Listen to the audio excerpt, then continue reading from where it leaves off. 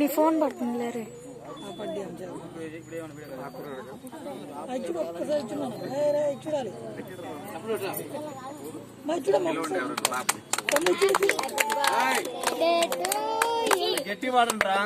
Happy birthday happy అన్నది ఏం పేరు అమ్మాయి పేరు? భవిష్య.